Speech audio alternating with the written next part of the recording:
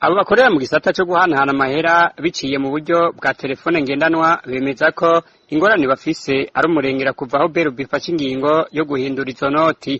Zimwe muri zo nuko bataronka amafaranga baha abakiriya babo, ahandi naho abakiriya babaganye bazana amanoti ya kera y'ibihumbi bitanu canke ya 10, nabo bakaba batihutira kuyatora.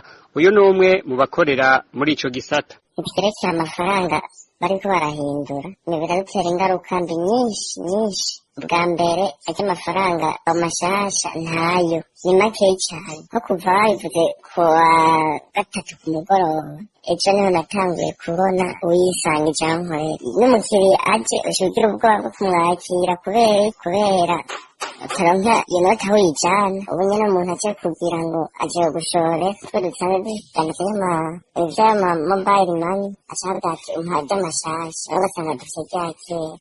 Iyindi ngorane ishikirizwa nabo bakorera mu gisata cyo guhanahana amafaranga biciye mu matelefone ngendanwa nuko amabanki atari karabaha amanoti mashasha, kandi n'ubikije amafaranga yiwe ashatse kubikuza bamuha amahera make cyane.